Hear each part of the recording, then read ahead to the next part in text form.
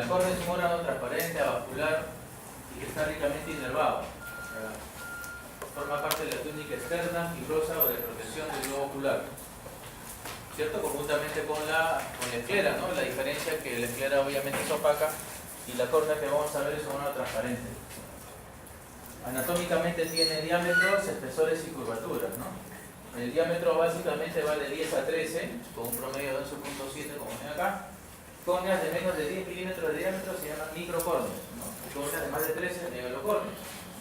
El espesor, como ven acá, es más gruesa en la periferia que en el centro, ¿no? En un promedio de 540 micras, 540, o 0.54 milímetros en el centro, hasta 700 micras o 0.7 milímetros en la periferia. Como es un órgano abombado, se dan cuenta acá, semiesférico, tiene dos diámetros, radios de curvatura, ¿no? El radio externo más grande, en promedio de 7.8 milímetros, y el radio interno de 6.7, que es menor. Entonces, anatómicamente tiene sus diámetros, espesores y curvaturas. El poder de refracción de la córnea es de 43 dioptrías.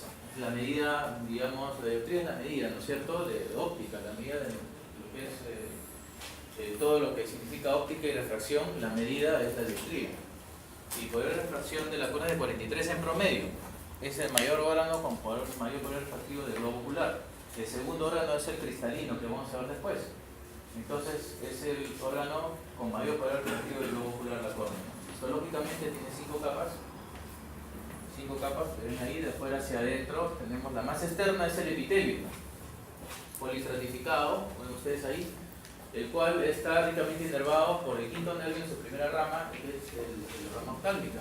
A través de los nervios ciliares largos está ricamente inervado el epitelio. Es bien dolorosa la córnea, pero se regenera cuando hay lesión.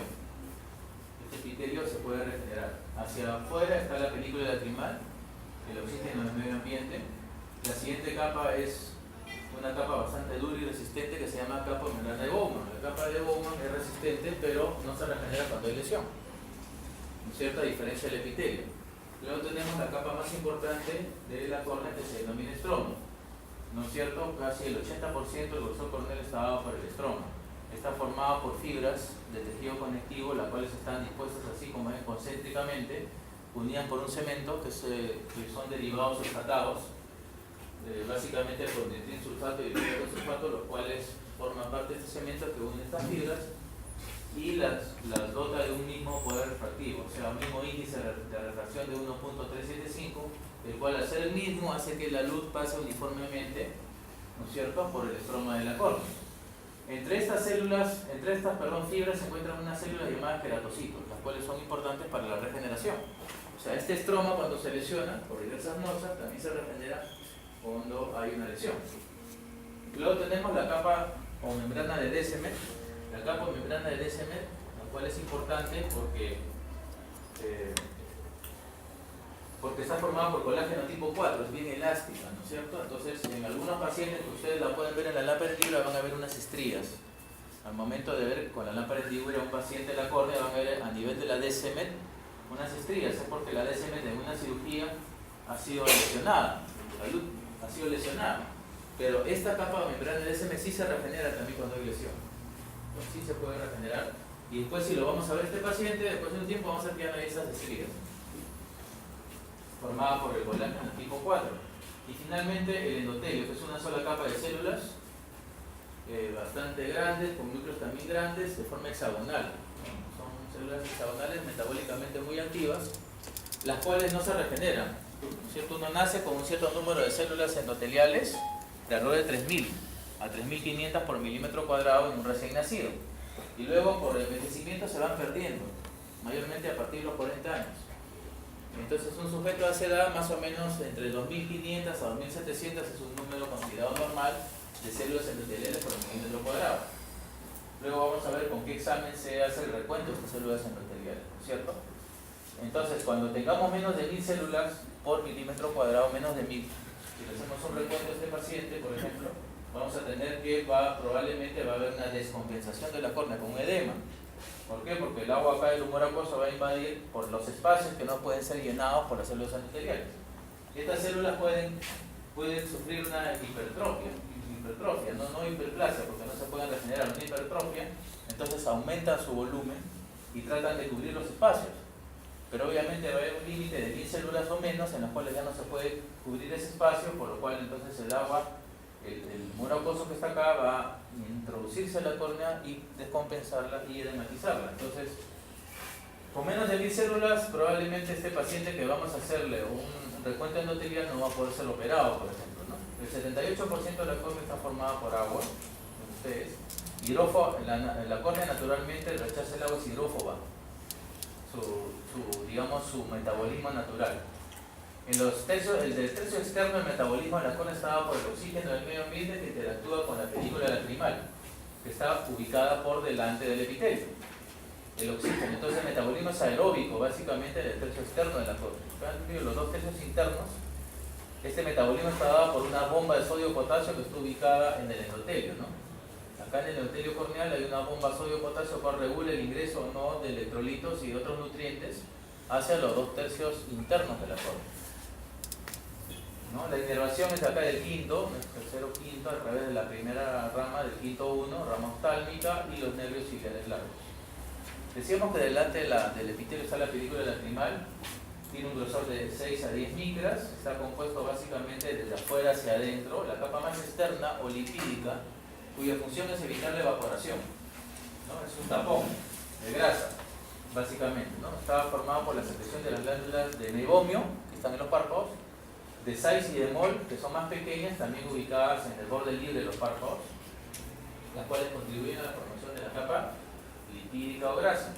Luego tenemos la capa acuosa, que es la capa intermedia o más importante, también la más gruesa de la película lacrimal, la cual tiene componentes inmunológicos, inmunoglobulinas, lisocimas, etc., por lo cual es importante para el mecanismo de defensa a nivel ocular.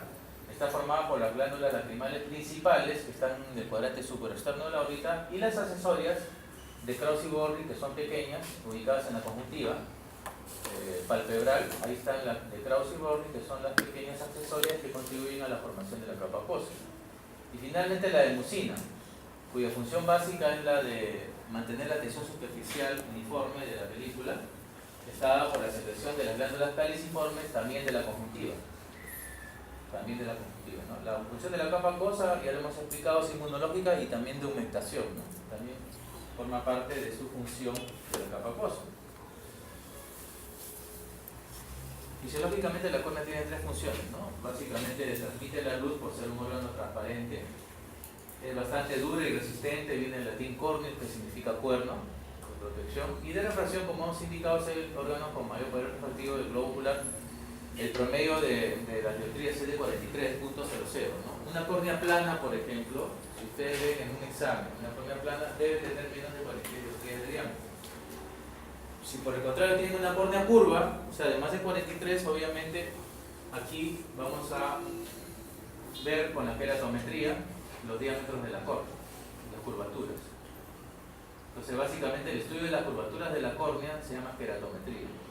Una queratometría normal es de 43.00 dioptrías en los dos diámetros más importantes, o sea, el diámetro horizontal y el vertical, ¿cierto? Entonces, es un examen muy importante que nos sirve para medir curvaturas. Con la lámpara hendidura, con una simple lupa también podemos evaluar una córnea que normalmente es transparente. Cualquier opacidad se denomina leucoma. La topografía, por el contrario, ya es un examen algo más complejo en el cual ya analiza la córnea en toda su superficie, ¿no?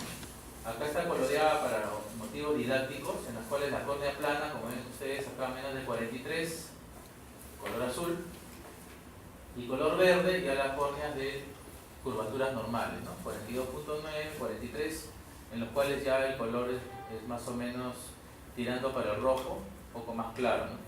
Si analizamos esta córnea, es una córnea plana, ¿cierto? Porque no llega al color anaranjado, sino se queda en el verde. Entonces son córneas, en este caso una córnea plana, ¿cierto? Entonces básicamente tenemos una topografía que nos analiza la córnea. Ahora, topográficamente también nos puede medir la refracción, inclusive el grosor corneal, tanto en la cara anterior como en la cara posterior, ¿no es cierto? Los Pentacam o el Galileo, que son aparatos que nos miden tanto el grosor como las curvaturas corneales, son importantes porque analizan la córnea ya en todos sus parámetros anatómicos, ¿cierto? la topografía. Luego el espesor corneal con los paquímetros de diferentes tipos, ahora son todos automatizados. Acá este es 540 micras, 0.54 micras del espesor corneal central. Ahora los modernos paquímetros nos miden no solamente los 3 milímetros centrales, sino también en todo el grosor de la córnea, para poder hacer sobre todo cirugías. ¿Qué cirugías? Refractivas, ¿no? Para ver grosores corneales. El endotelio, le decía, ¿no es cierto? A los 40 años, 2.400 células se podría considerar normal. Se llama microscopía especular, es el aparato que nos mide la densidad endotelial. Y el tensiómetro para hallar la sensibilidad de la córnea. La córnea también es muy sensible, pero por diversas patologías puede perder sensibilidad. Entonces el tensiómetro nos va a servir para medir esta cualidad de la córnea. Las anomalías congénitas. La más frecuente de estas anomalías es la última que ven ustedes acá, que se llama anomalía o síndrome de Peter.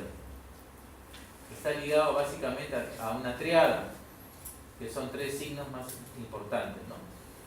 Bueno, el criptoftalmos está ligado a la ausencia de córnea y la ausencia de globo ocular también, ¿no? Para los que tienen anostalmia, obviamente también algunos van a tener criptoftalmos, que es la ausencia de córnea.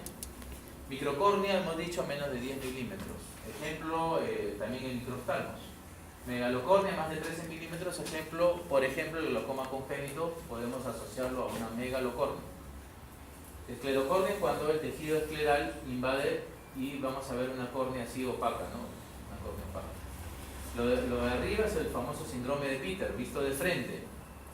El síndrome de Peter tiene, o anomalía, tiene una triada. El primer signo es una opacidad de la córnea, o sea, un leucoma, como ven en la foto de acá, ¿no? Esto sería un leucoma. También tiene adhesiones del iris al borde de este leucoma, o sea, se llaman sinequias. Adhesiones o sinequias anteriores entre el borde del leucoma y el cristalino, o el iris o el cristalino. Puede ser del cristalino, también del iris. Se llaman sinequias anteriores. El siguiente signo es la catarata, ¿no? A posición del cristalino, o sea, el cristalino está hacia adelante, pero básicamente está opaco, o sea, hay una catarata.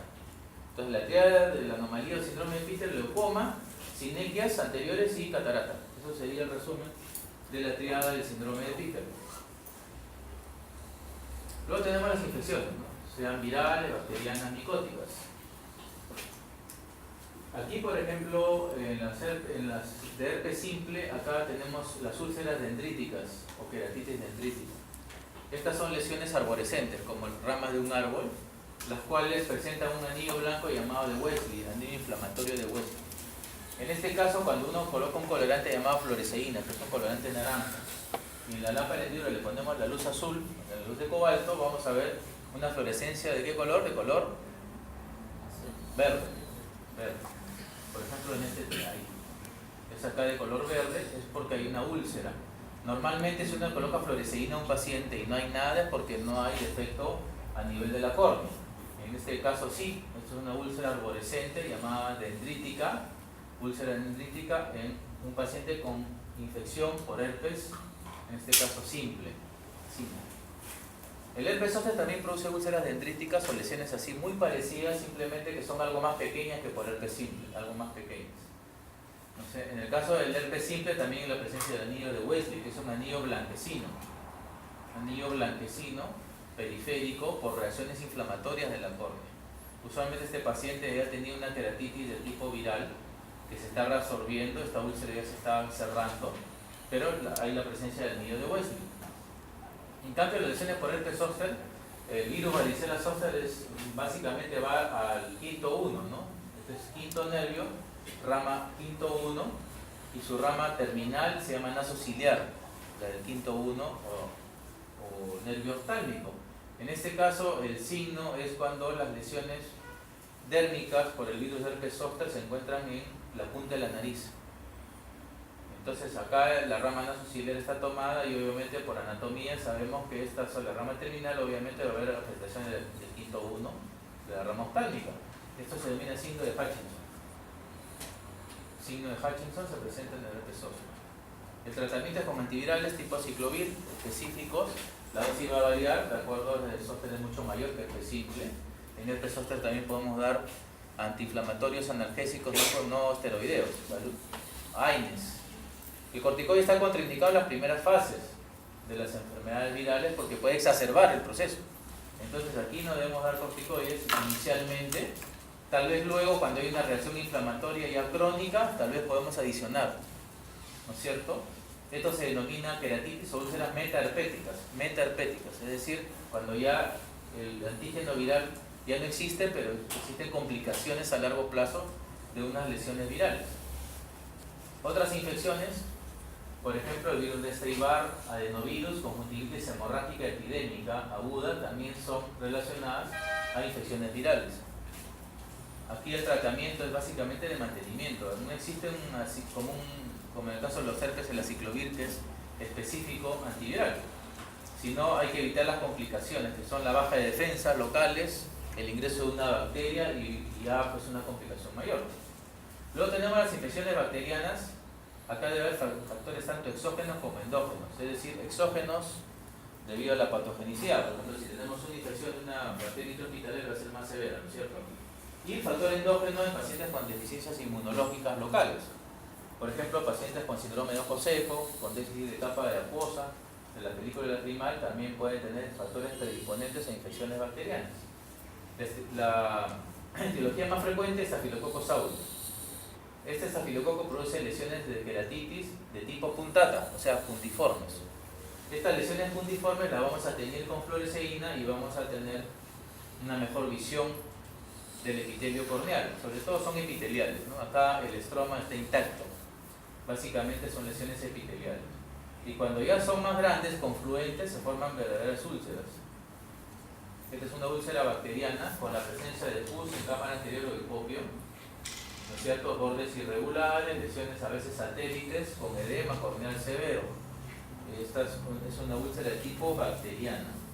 Lo ideal sería hacerles acá un cultivo IGRAM, ¿no es cierto? Coger acá la lesión, hacer un cultivo IGRAM y luego esperar el resultado con el antibiograma, pero inicialmente se puede dar tratamientos, digamos, empíricos iniciales a base de ciprofloxacina, o sea que es una quinolona, o los derivados, ¿no? De cuarta y quinta generación, que son bactericidas.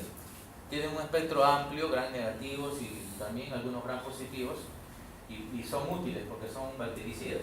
Entonces una quinolona de tercera o cuarta generación va a ser útil para tratamientos empíricos de infecciones bacterianas. Luego tenemos las micóticas, saporongos, ¿no? Básicamente los filamentos, el fusarium, que es el más frecuente, y las perfilus, y las levaduras, la cándida. El más frecuente de todos es el fusarium, ¿cierto? Que es el hongo que está en los alimentos, es un filamento. Pero también ahora últimamente en pacientes inmunodeprimidos, la cándida también puede invadir la córnea, ¿no? Es una levadura.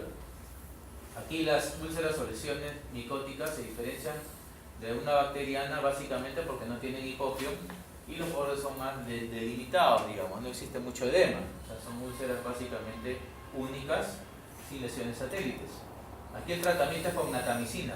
La natamicina es un antimicótico específico, bastante caro, pero sí es factible conseguir. Si no, podemos ir a preparar, ¿no? Preparados básicamente imidazólicos, como el miconazol, el econazol, que de alguna manera pueden apoyarnos en ese tratamiento de las úlceras micóticas. ¿Cierto? Esa sería la tercera etiología infecciosa. La cuarta sería los...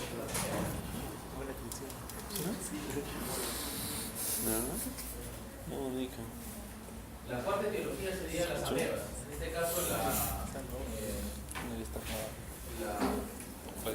Acanthamoeba histolítica, que es el típico ejemplo de un organismo amebiano que está básicamente en las aguas estancadas. La Acanthamoeba histolítica.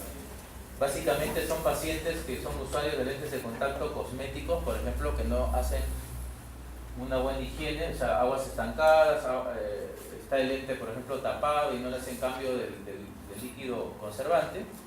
Pacientes que, por ejemplo, están expuestos a agricultores que están expuestos a aguas estancadas, por ejemplo, pueden presentar estas lesiones bastante severas, ¿no? El problema es que la Acanthamoeba no tiene un tratamiento, digamos, específico, no hay tratamiento local específico. Si uno tiene una amiloidosis intestinal, se toma pues un antimediásico, ¿no? Pero a nivel ocular eso no va a ser posible, ¿no? Entonces, lamentablemente llegan ya los pacientes con lesiones destructivas de la córnea. Luego tenemos las inflamaciones, ¿no? La córnea se puede inflamar, sobre todo el estroma, queratitis intersticial o estromal. Las causas son todas estas etiologías. Nuestro medio, la más frecuente, es la tuberculosis. Pacientes con tuberculosis, sobre todo pulmonares, que vienen porque tienen deficiencia de la visión de tipo agudo, de forma de inicio brusco y de curso agudo, de tipo de enfermedad agudo y de curso progresivo, generalmente son tuberculosos y tienen queratitis intersticial o intraestromal. Este es por reacción al antígeno, en este caso el bacilo de Koch. Esta es una foto de un paciente con sífilis, ¿no? Sífilis terciaria, con sordera, pero para que vean que estas lesiones de queratitis estromal o está opaco el estroma son muy similares a los pacientes con tuberculosis. Luego tenemos en nuestro medio lo más frecuente la TB y luego la sífilis, ¿no? Después de ahí vienen las demás. De estas otras causas, esta úlcera de Muren que se presenta en pacientes con problemas de colágeno, o sea, típicamente artritis reumatoidea. Sí le hemos puesto porque se ha visto casos así, ¿no? En los cuales hay una gran destrucción de la córnea, porque aquí lo que hay es una reacción antígeno-anticuerpo. Es decir, el organismo detecta esto como un antígeno nocivo a la córnea y comienza a destruirla. Entonces puede llegar esto a ser totalmente destructivo y acá por ejemplo está avanzado, es una úlcera generalmente periférica, la cual solo es sostenida acá por el endotelio que está aguantando todo, pero esto de acá puede llegar a unir esta destrucción y caer un botón corneal. Entonces obviamente con mucho cuidado acá el tratamiento debe ser de la enfermedad de fondo y muchas veces hay que hacer un trasplante corneal. En la superficie corneal también podemos hablar sobre el ojo seco, que es en realidad es un síndrome, ¿no? Es un conjunto de síntomas comunes a varias enfermedades. El ojo seco está definido como la insuficiencia de la película lacrimal que hemos visto anteriormente en la parte anatómica. Insuficiencia. Es decir, no es necesariamente una disminución del número o de la cantidad de películas, sino de la calidad de la película muchas veces, ¿no? Entonces puede ser en cantidad o en calidad. Entonces esto le llamaríamos la insuficiencia. Estas lesiones están entonces relacionadas también al ojo seco. La exposición. Por ejemplo, pacientes que usan mucho tecnología de la vida diaria actualmente, ¿no? Muchas personas tienen ojo seco porque utilizan, muchas pantallas de todo tipo. Entonces, esto de acá hace que el parpadeo, la frecuencia sea menor a lo normal, que es cada 8 a 10 segundos. Entonces, al estar expuesta a la córnea, obviamente va a haber un síndrome de ojo seco por evaporación. La película se va a evaporar más rápidamente. Entonces, es la principal causa ahorita del síndrome de ojo seco, es la queratopatía por exposición. El uso de tecnología. La neurotrófica, por ejemplo, en pacientes con parálisis faciales, pacientes diabéticos también que tienen parálisis oculomotoras del tercero, por ejemplo, del sexto, pueden tener exposición o falta de cierre palpebral, por ejemplo, y un ojo seco secundario. La acné rosácea, causada por un organismo, el Propionibacterium acne, que es una bacteria gran negativa, también puede producir lesiones de ojo seco por invasión, ¿no? Esta bacteria invade la conjuntiva y en la conjuntiva están las células caliciformes, están algunas células de Krause y de Walgren, entonces van a producir también ojo seco. Igual el síndrome de Stevens-Johnson, pemphigoides cicatricial, que son enfermedades inmunológicas. Aquí debe estar también la artritis, ¿no? La artritis reumatoidea como ejemplo típico, ¿qué es lo que sucede? Que hay anticuerpos contra la glándula lacrimal, que sabemos que está en el cuadrante superexterno, que es la glándula principal. Entonces lo atacan estos anticuerpos y obviamente el paciente que tiene problemas de colágeno va a tener un ojo seco, pero por la capa de tipo déficit de la capa acuosa. Igualmente estos casos inmunológicos, síndrome Stevens-Johnson o pemphigoides cicatricial, que son enfermedades inmunológicas, van a afectar a la capa acuosa. Luego tenemos la xeroftalmia, que es la deficiencia de vitamina A. En este caso el problema es a nivel de las células caliciformes, ¿no? De la conjuntiva, o globed cells, que son células, digamos, especializadas, las cuales producen la capa de mucina. Entonces, si tenemos un paciente con déficit de vitamina A, obviamente la capa de mucina no va a trabajar bien y va a haber una deficiencia o un síndrome de ojo seco. Y estas son las causas menos frecuentes. Aquí el tratamiento es de la causa, hay que ir a la causa del síndrome de ojo seco. Y si no podemos, bueno, darle lubricantes, ¿no? Sustitutos lacrimales, hay diferentes tipos, hay acuosos, hay más pesados, de mayor peso molecular, hay gel de diferentes tipos, etcétera, ¿no? Que pueden reemplazar generalmente toda la película lacrimal. Lo ideal sería encontrar el déficit de qué capa es el caso del paciente, ¿no? Pero es mejor dar un sustituto que equivale a toda la capa de la película. Las degeneraciones son cambios involutivos. La degeneración corneal más frecuente es el halo o arco senil o gerontoxo, que es la más frecuente, porque obviamente una parte de personas a partir de los 65 años ya van a tener un halo periférico alrededor de toda la córnea, ¿no es cierto? Halo o arco senil o gerontoxo. Aquí no hay ningún tratamiento, ¿no? Los depósitos corneales de diferentes tipos, la de calcio, los depósitos amarillo-marrones, de degeneraciones amiloideas, la de transtorno nodular, anillo blanco de Coats, que son depósitos también de metabolitos, de lípidos también. Acá faltarían los depósitos de cobre, ¿no? Aquí dentro de esto faltarían depósitos de cobre que se presentan en la enfermedad de Wilson, que es la degeneración hepatolenticular, ¿no? Entonces aquí faltarían depósitos de cobre. Estos depósitos de cobre forman un anillo llamado de Kaiser-Fleischer. Este anillo azulino por el cobre se ubica en estos pacientes con la enfermedad de Wilson en la córnea, ¿no? Entonces también acá habría que poner anillo de Kaiser-Fleischer. Los segmentos corneales son bastante más raros, pero también en algunos casos hemos visto el Terrien, que es un adelgazamiento marginal, o sea, un hueco en la periferia corneal. Esta es una queratopatía en banda con depósitos de calcio, que se deposita en la membrana de Bowman.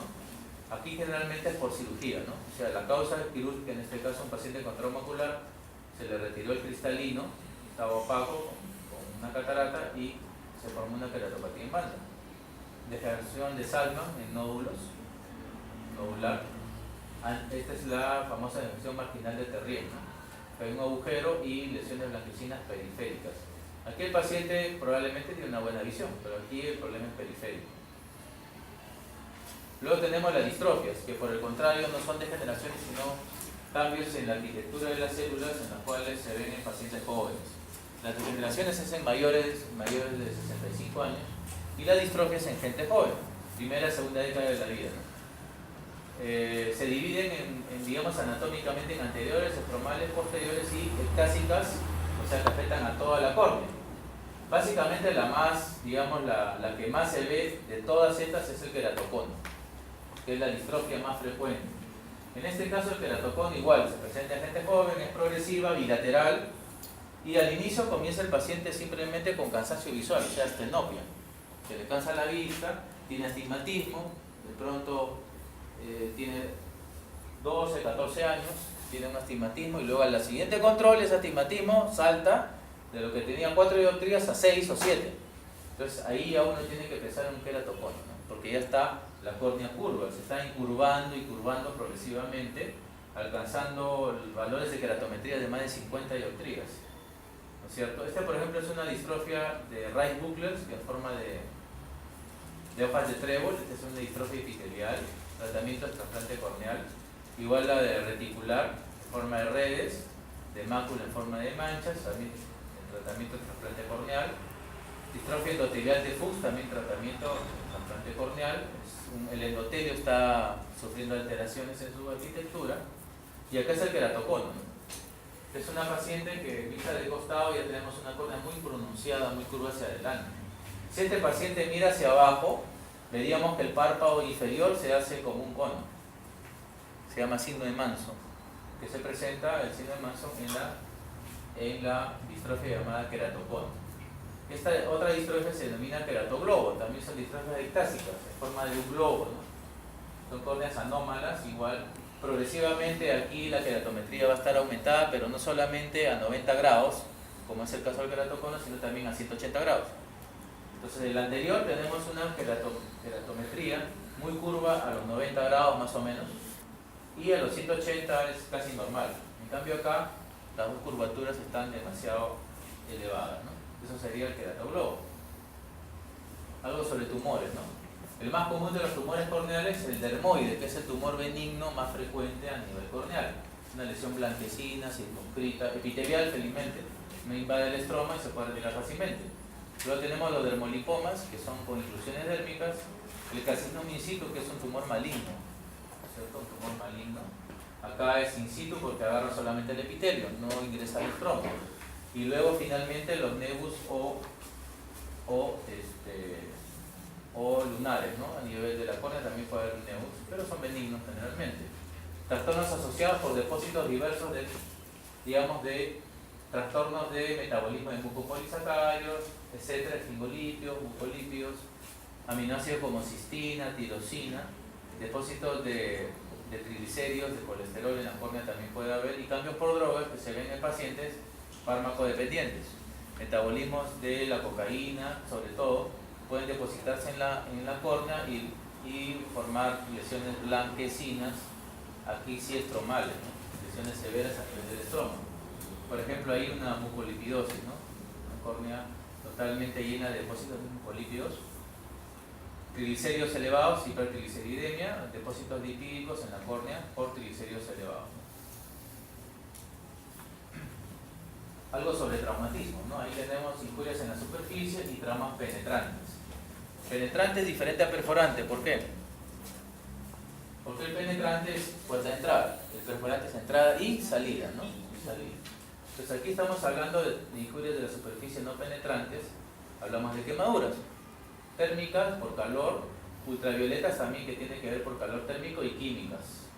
Aquí en químicas la más severa es la quemadura por álcali, ¿cierto? La quemadura por ácido, no, porque es neutralizada por el pH de la lágrima, que es básico, ¿no? Que es alcalino, 7.3. Pero inicialmente si es un álcali, por ejemplo, no puede ser neutralizado y produce una gran destrucción de la córnea, las lesiones por álcali. Cuerpos extraños corneales, sobre todo metálicos, en pacientes soldadores, que como siempre acá en nuestro medio no usan protección, y obviamente vamos a encontrar un cuerpo extraño metálico. Y las abrasiones, que son lesiones no penetrantes de diversos tipos, traumáticas sobre todo, con ciertos accidentes de tránsito en el cual causan lesiones. Aquí lo que hay que hacer es teñir la córnea con fluoresceína, con el colorante pero estéril. No le van a poner una fluoresceína que está ahí al ambiente, ¿no? Tiene que estar estéril en forma de tiras de material estéril, ahí lo colocamos para detectar cuerpos extraños, a una quemadura hasta donde ha logrado destruir la córnea, etc., ¿no? Acá tenemos un cuerpo extraño metálico y un trauma penetrante. En este caso, aquí ya hay una injuria.